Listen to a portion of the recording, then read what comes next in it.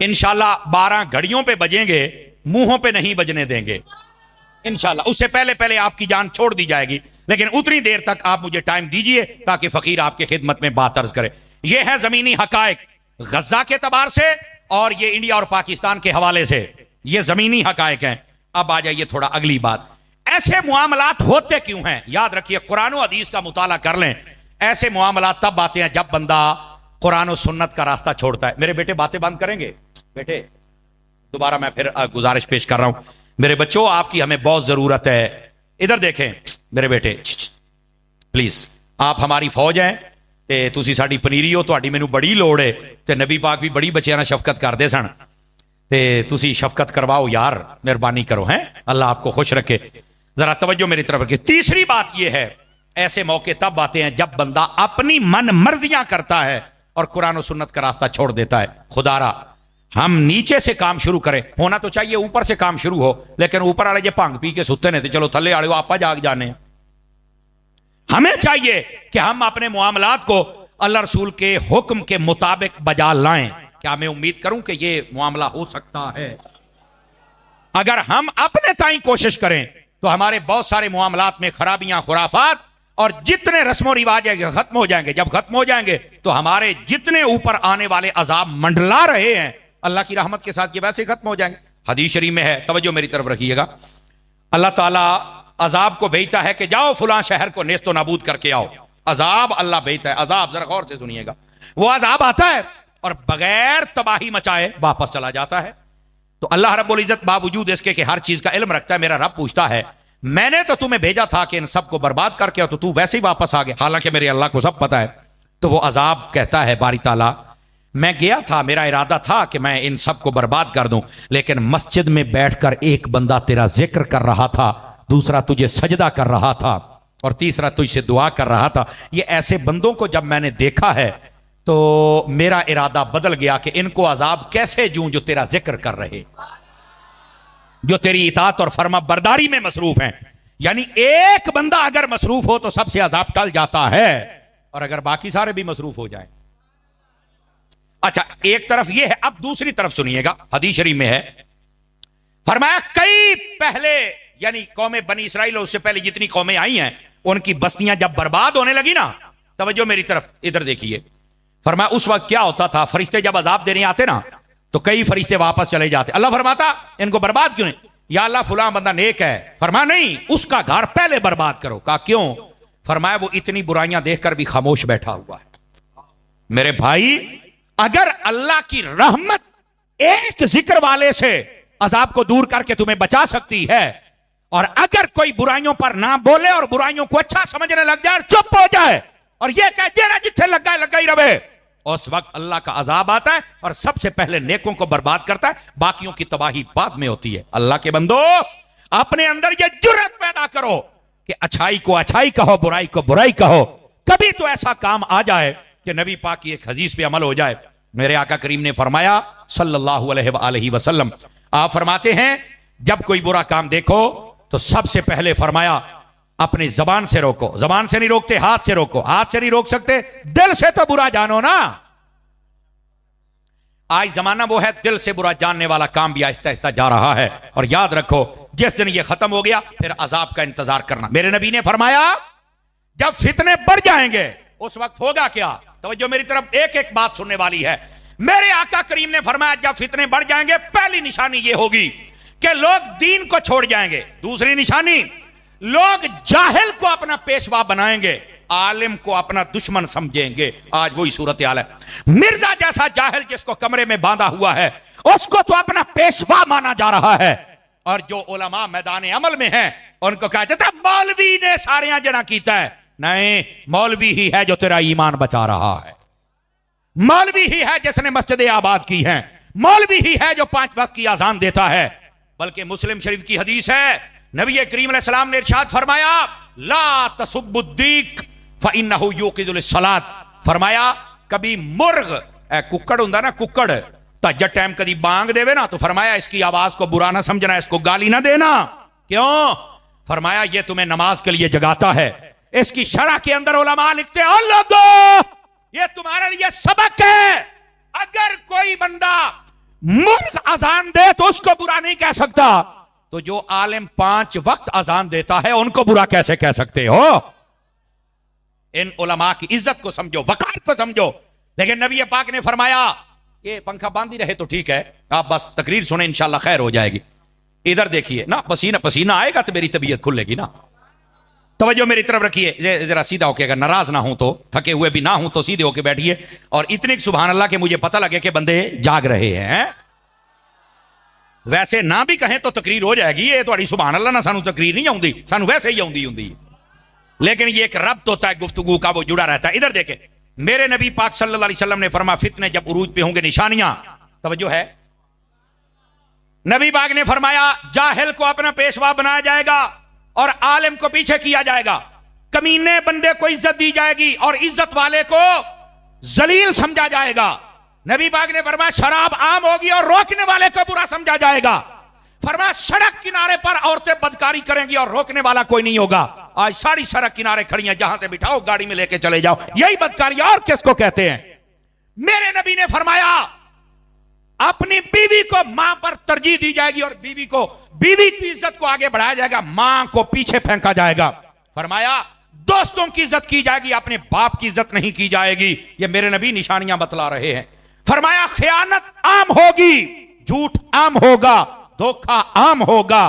और फरमाया उस वक्त एक और मसला, नाच गाने वालियां भी आम होंगी, जहां चाहो तुम नाच गाना उनका देख सकते हो। आज ये हालात तुम्हारे सामने है और हमारे कई लोगों ने माहौल ऐसा बना दिया, महफिल करनी हो तो इजाजत लेनी पड़ती है सिक्योरिटी की, और अगर कंजर नचवाने हो तो कोई इजाजत नहीं है, सारे कंजर खड़े होकर देखने शुरू कर देते हैं। मादरत के साथ कोई जुमला सख्त हो तो मुझे माफ कर देना, और ये सख्ती अगर हम करते हैं तो हमें भी डॉक्टर समझा जाए कि जो ऑपरेशन करते वक्त छुरी चलाता है तो तुम्हें तकलीफ नहीं होती, भी साढ़े फायदे वास्ते करदा पे है, ते सानू भी मजहबी डॉक्टर समझ लो, खैर है। हुण चुप हो गए जे जनाब, है असि भी अगर ऑपरेशन करते पे तो निक्का मोटा सानू भी काट ला लेने दे मेरा पुत, टेंशन ना ले। तो ये नबी पाक सल्लल्लाहु अलैहि वसल्लम ने इस बात को वादे फरमाया। सवाल ये है, इधर देखें मेरी तरफ, शीशा मैंने आपके सामने कर दिया, हर बंदा खड़ा होकर अपना चेहरा देखे ना, इसके अंदर कैसा नजर आता है। हर बंदे को अपना चेहरा देखना चाहिए, और अगर ये गंदी तस्वीर उस चेहरे में नजर आए तो फिर शीशे को ना तोड़ो, और मैंने शीशा दिखाया मुझे बुरा ना कहो, बल्कि अपना चेहरा धो के आओ। समझ आ रही है ना हजरात? हम सबको अपनी इस्लाह करनी होगी। ये फितनों का दौर है और इसके अंदर वही काम हो रहा है जो आप देख रहे हैं और जो मेरे नबी ने फरमाया था। जबकि हकीकत क्या है, रहमत आलम सल्लल्लाहु अलैहि वसल्लम, आपके अगर दीन को देखा जाए उसमें तो खैर है, रहमत है, शफकत है। नबी पाक सल्लल्लाहु अलैहि वसल्लम तो यहां तक फरमाते हैं कि जो किसी रास्ते पर चल रहा हो और देखे कि रास्ते के ऊपर कोई अटकल वाली चीज है, रोड़ा है, वट्टा है, कंडा है, फरमा उसको अगर कोई हटा दे तो अल्लाह उस बंदे के लिए जन्नत का रास्ता आसान फरमा देता है। हमारे दीन में तो इतनी खैर है, लेकिन आज वो कहां गई खैर? हमारे दीन के अंदर इतनी खैर है, नबी पाक सल्लल्लाहु अलैहि वसल्लम आपने फरमाया, गौर से सुनिएगा, बनी इसराइल की एक बदकारा औरत थी, फरमाया अपने गंदे मकसद पे जा रही थी, बुखारी शरीफ में रिवायत है, कुत्ता एक प्यास से मर रहा था, उसने अपना जूता अपने दुपट्टे से बांधा और कुएं में लटकाया और उसके अंदर पानी निकाल के कुत्ते दे मुंह च पाया, उसकी जान बच गई। अल्लाह ने उस वक्त के नबी अलैहिस्सलाम से कहा इस औरत को कह हमें तेरी अदा ये पसंद आ गई, हमने तेरे गुनाह माफ कर दिए हैं, अच्छे अमल कर, हमने तुम्हें जन्नती बना दिया। हमारे दीन में जान बचाने पर इतना बड़ा अजर है, तो जहां बदकार औरत कुत्ते की जान बचाए उसका ये हाल है, तो जहां एक मुसलमान की जान बचाए। बात समझ आ रही है हजरात के? कोई नहीं आ रही? हम कहां चले गए? हमने अपने रास्ते बदल लिए और फिर हम कहते हैं गजा के मुसलमानों पर हमले हो गए, फिर हम कहते हैं इंडिया सानू अखा कट है। हम अपने करतूतों पर भी तो गौर करें ना मेरे भाई। हमारे जो पहली उम्मतें, आपको पता है उनके ऊपर अजाब क्यों आए थे? कुरान मजीद कहता है सबसे ज्यादा वजूहात दो बयान की है, नाप तोल में कमी करते थे, नबियों की नाफरमानी करते थे। बताइए ये कौम नाप तोल में कमी कर रही है कि नहीं कर रही? बताओ मुझे जरा। लेकिन शुक्र करो अभी पत्थर नहीं बरसे, शुक्र करो अभी चेहरे नहीं बिगड़े। नबी पाक ने फरमाया था जब ऐसा मौका आ जाए लोग बददियानती पर उतर आए और फखर समझे, फरमाया फिर इंतजार करना जलजले का, सुर्ख अंधेरियों का और बेमौसमी बारिशों का। अब इस्लामाबाद में आपने देखा कैसा ज़ालाबारी हुई, देखी है ना आपने? गाड़ियां तबाह कर दी, सारे बंदे ओए होए होए, इतना नुकसान। मैं कहा जिथे 4 बर्फ के गोले डिगे ने उथे तुसी इन्हें चीकते पे हो, तो गजा के अंदर तो इतने बम गिरे, तब तकलीफ क्यों नहीं हुई थी? हमें सोचना होगा। ये हमारे करतूतों के पेश नजर है सब कुछ। भाई अपने आप को संभालो। आजकल का नौजवान ये मस्जिद में नजर क्यों नहीं आता? ये फेस्टिवल की जीनत क्यों नजर आता है? ये नौजवान अपने दोस्तों को तरजीह देता है, अपने बाप की इज्जत क्यों नहीं करता? आजकल का ये जवान ये अखबार पढ़ता है, न्यूज पर नजर रखता है, ये रब का कुरान क्यों नहीं पढ़ता? मुझे पता है हो सकता है आपका इरादा ना हो यह तकरीर सुनने का, पर मेरा इरादा यही तकरीर करने का है ताकि सबक मिले, हमारा ज़मीर जागे। और हम जिस कुर्सी पर बैठते हैं इसका फरीजा अदा करना बहुत मुश्किल है। आप दुआ करें यह हमारी तरफ से अदा हो जाए। अपने आप को संभालो। नबी पाक सल्लल्लाहु अलैहि वसल्लम आपकी अहादीस पढ़ो। नबी पाक ने फरमाया वो जवान जो जवानी में तौबा करता है, अल्लाह रब्बुल इज्जत क़यामत वाले दिन अर्श का साया अता कर देता है। वो बंदा जिसका दिल मस्जिद में लग जाता है, अल्लाह क़यामत वाले दिन अर्श का साया अता करता है। वो बंदा जो आदिल हुक्मरान बन जाए, फैसला सही करे, अल्लाह क़यामत वाले दिन अर्श का साया अता करता है। फरमाया वो बंदा जिसको किसी औरत ने कहा मेरे साथ मुंह काला कर, और इसने कहा मैं नहीं कर सकता, फरमाया अल्लाह ताला उसको क़यामत वाले दिन अपने अर्श का साया अता फरमाएगा। ये मेरा रब फरमा रहा है, ये हदीस है, ये मेरे नबी ने इरशाद फरमाया है। आज हमारे मुआशरे को इन चीजों की जरूरत है। नबी पाक अलैहिस्सलाम ने फरमाया, बुखारी शरीफ में हदीस है, गौर से सुनिएगा। मुसीबतें टालनी है ना तो अपने किरदार को बदलना पड़ेगा। बुखारी शरीफ में हदीस है, रहमत आलम अलैहिस्सलाम फरमाते हैं, बनी इसराइल के 3 बंदे जा रहे थे और पहाड़ी सफर था, अंधेरी आ गई, बारिश आ गई, शदीद तूफान चला। वो एक गार में बैठे, ऊपर से पत्थर गिरा और गार का दरवाजा बंद हो गया। ये हदीस है, ये गप नहीं है। वैसे ये 5वीं की किताब में भी ये मजमून था किसी वक्त, पता नहीं अब है या नहीं है। तो ये हदीस है बुखारी शरीफ की, जरा गौर से सुनिए सारे मेरे दोस्त, मेरे अहबाब। फरमाया कि उन्होंने बड़ा धक्का लगाया लेकिन वो बिल्कुल कामयाब ना हुए और वो रास्ता ना खुलवा सके, ना खोल सके।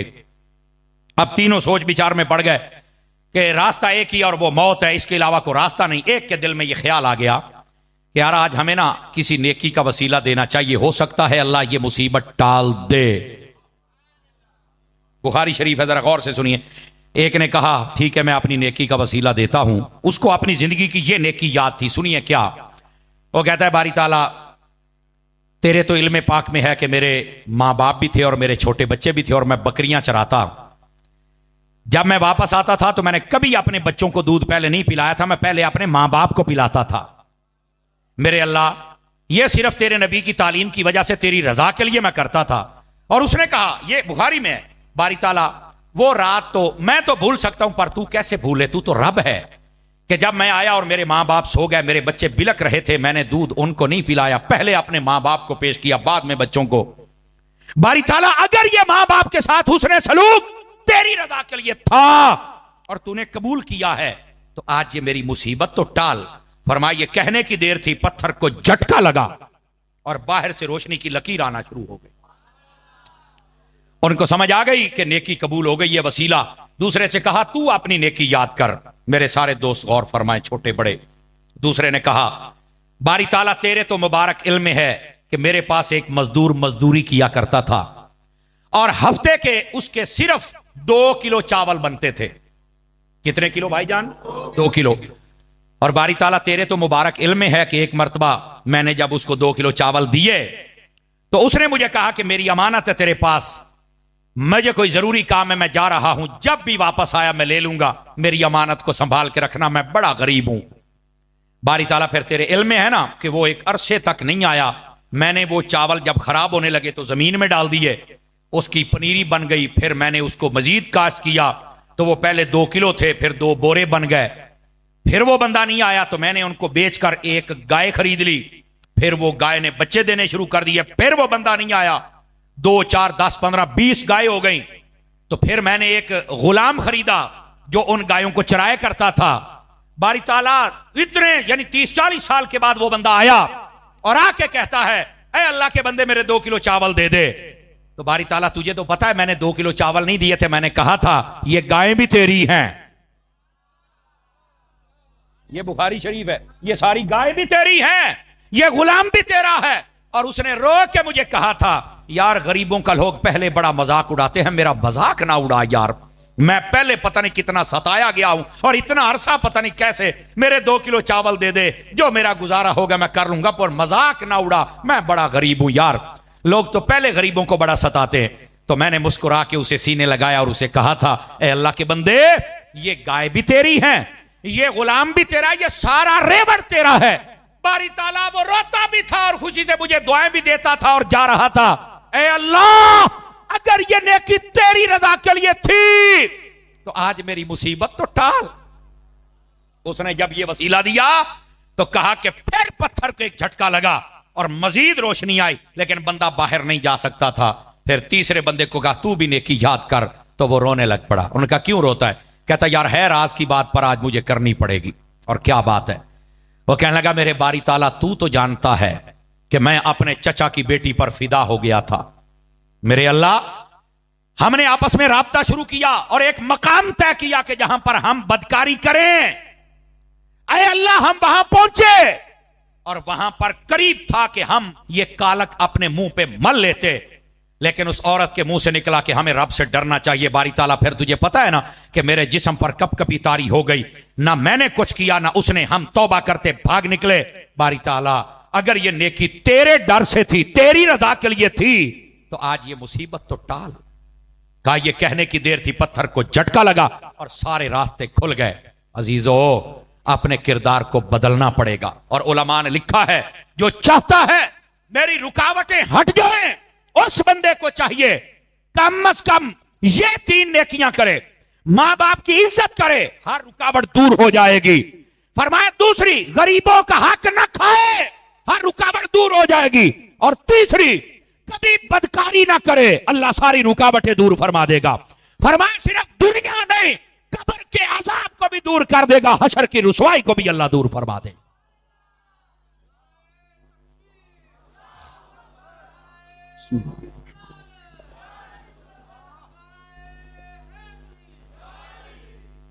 मेरे अजीज और प्यारे दोस्त, जब तक हम अपना किरदार नहीं बदलेंगे, हम अपने आप को नहीं संभालेंगे, उस वक्त तक ये रुकावटें हमारे सामने आती रहेंगी। तो अपने किरदार को बदल के दे, खुदा की कसम ये सारी रुकावटें दूर हो जाएंगी और अल्लाह ताला दुनिया भी बेहतर फरमा देगा और आखिरत भी बेहतर फरमा देगा। मैं गुफ्तगू को समेटने की तरफ आ रहा हूं, सिर्फ 2-4 मिनट और हैं, मैं फिर आपसे इजाजत चाहूंगा, क्योंकि मैंने वादा किया था 12 बजे से पहले पहले फकीर आपकी जान छोड़ेगा। वैसे भी लगभग घंटा हो गया है गुफ्तगू को, लेकिन इस बात को हम समझने की कोशिश करें। इतनी बड़ी तादाद में हम लोग बैठे हैं और हम सुस्तियां करते हैं कुरान पढ़ने में, नमाज पढ़ने में, और हमारे मुआमलात के अंदर कितनी सुस्तियां हैं। और लोगों ने ना अपना अपना एक दीन बनाया हुआ है। जो दुकान बना के बैठे कहते हैं इसकी हलाल कमाना भी तो इबादत है, तो भाई नमाज पढ़ना इबादत नहीं है। और जो नमाज पढ़ता है उसको कमाने की फिक्र नहीं हो, कहता नमाजा पढ़ो, अपनी कबर सीधी करो, क्या जड़े बाकी 6 जब में नहीं है इन्होंने सीधा करना है। आप तवज्जो नहीं फरमा रहे मेरी बात पर। हर बंदा अपने ज़हन के मुताबिक ज़हन बना के, और खुद मुफ्ती ना बनो, दीन को समझो मेरी जान। नबी पाक सल्लल्लाहु अलैहि वसल्लम आपकी सुन्नत के मुताबिक जब दीन पर कोई अमल करता है, अल्लाह ताला इतना अजर देता बंदा सोच भी नहीं सकता। मेरे आका करीम अलैहिस्सलाम ने फरमाया, तवज्जो हो तो सुना दूं हदीस आपको अगर जाग रहे हैं तो। रहमत आलम अलैहिस्सलाम ने फरमाया, जो बंदा फजर की नमाज पढ़ के अपने घर से निकलता है, वो अल्लाह का झंडा अपने हाथ में लेके निकलता है। इसकी शरह में उलमा ने लिखा है, फरमाया जिधर भी जाता है अल्लाह फतह अता फरमा देता है। तो जिन्होंने राती 2 बजे सोना तो सवेरे 12 बजे उठना है, कैसे फजर पढ़ोगे? मेहरबानी करो, अपनी आदत बदलो। फिर कहते हो दफ्तर जाते हैं काम नहीं होता, रिश्वत देनी पड़ती है। माशाल्लाह, तू आया ही बड़े सीधे तरीके नाल है। समझ आ रही है ना? अब दूसरी बात, मेरे नबी ने फरमाया, जो फजर की नमाज पढ़े बगैर निकलता है वो शैतान का झंडा अपने हाथ में लेके निकलता है। तो जिदे हथी शैतान का झंडा होना है, उन्हें कामयाबी लभनी है। नमाज फजर, ये हदीस है। दूसरी हदीस, रहमत आलम अलैहिस्सलाम ने इरशाद फरमाया, जो बंदा ईशा की नमाज पढ़ के सो जाए, अल्लाह ताला उसको आधी रात इबादत का सवाब अता फरमाता है। हदीस आधी रात, मुस्लिम शरीफ में हदीस है। तो एक सहाबी ने पूछा, हुजूर बाकी आधी रात का क्या बनेगा? फरमाया, जो बंदा उठ के फजर पढ़ ले, अल्लाह ताला बाकी आधी रात भी इबादत का सवाब अता फरमाता है। मुझे बताइए सोने पर कौन इबादत का सवाब देता है? ये मेरा रब है जो अता फरमाता है। यही वास्ते हमारे उलमा फरमाते हैं अगर महफिल सारी रात की और नमाज ना पढ़ी तो फरमाया इसका सवाब उतना नहीं है जितना नमाज का सवाब है। और यह फर्ज नहीं है, नमाज फर्ज है।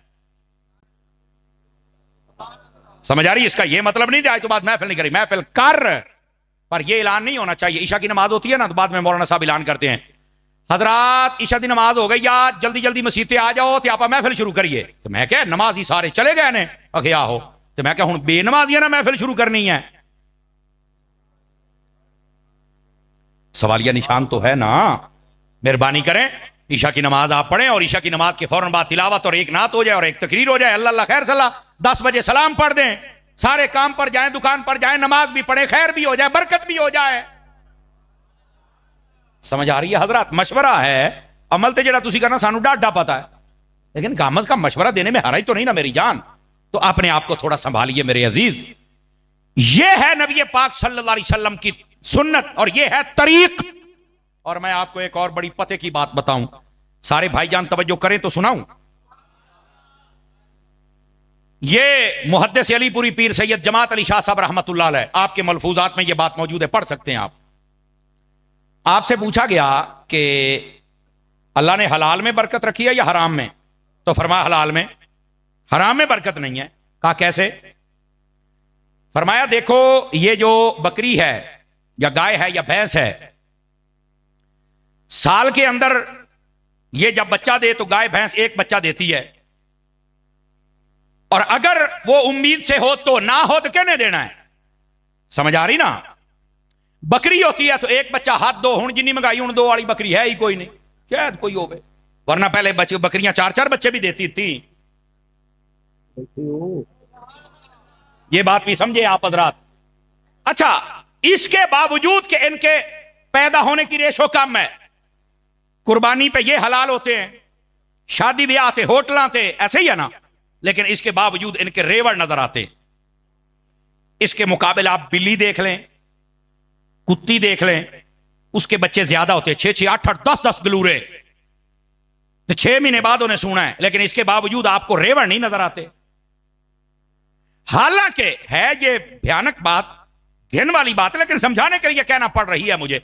इनको जिबा करके कहीं पर जैसे बाकी जानवर इस्तेमाल होते हैं, इनके इस्तेमाल भी कोई नहीं करता, ना ये जिबा किए जाते हैं, ना इनके और कोई मसरफ है, पैदा भी ज्यादा होते हैं, इज्जत फिर कोई नहीं। क्यों? फरमाया बरकत हलाल में है, हराम में नहीं है। पहली बात। अब दूसरी बात सुनिएगा। एक बंदे ने सवाल किया हजूर इन्हों बरकत लभी क्यों है, यानी ये कुत्ता है या कुत्ती है, इनू बरकत क्यों नहीं लभी, तो बकरी नु क्यों लभी है, वजह क्या है? अब सुनिए जवाब। फरमाने लगे वजह यह है, कुत्ता जो होता है ना, रात के पहले हिस्से में जागता रहता है, लेकिन जब पिछला पहरा है तहज्जुद के बाद ये सो जाता है। और जो बकरी होती है ये पहले पहर में सो जाती है, तहज्जुद के वक्त उठ जाती है।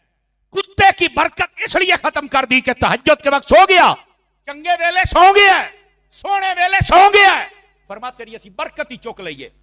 और बकरी को बरकत इसलिए मिल गई, फरमा तहज्जुद वेले उठिए। ये मैंने तुम्हारे जमीर के दरवाजे पर दस्तक दे दी है, अब कुंडा तुमने खुद खोलना है। अगर बकरी जाग जाए तहज्जुद के वक्त, हालांकि ना उन्हें मसीती होना है ना उन्हें नमाज पढ़नी है तो ना, लेकिन तहज्जुद का टाइम बाबरकत है, उसमें जागने से ही अल्लाह ने उसको बरकत दे दी है। अल्लाह के बंदे तू और मैं क्यों नहीं जागते हैं? हम रात के पहले पहर में जागते हैं, पिछले में क्यों सो जाते हैं? क्यों हमारी हरकत बकरी वाली नहीं है और क्यों कुत्ते वाली हरकत पे हम चले हुए हैं? जुमला सख्त है, बर्दाश्त कीजिएगा। क्या हुआ क्या है मुसलमान मेरे भाई? आज कहते हैं बरकत चली गई, और सारी रात तो ठेले पे बैठा रहना है, तहज्जुद टाइम होता तो चुप करके सौ जाना है, ना अज़ान फजर, ना नमाज फजर, ना तिलावत कलाम। मुझे पता है ये बात सुनने के बाद सुभान अल्लाह बहुत मुश्किल होती है, लम्हा फिक्रिया है और अच्छी बात है, आपने सुना है और मुझे उम्मीद है अमल भी करेंगे। टाइम से सोएं और तहज्जुद के वक्त टाइम से उठने की आदत। और आपको पता है ये डॉक्टर हज़रात कहते हैं सवेरे उठ के जरा सैर करया करो, कहते हैं ना जी, ये सवेरे ही सैर क्यों, रात ही क्यों नहीं? कभी सोचा है? कहते हैं जी वो टाइम ऐसा होता है कि उसके अंदर ये रक्षे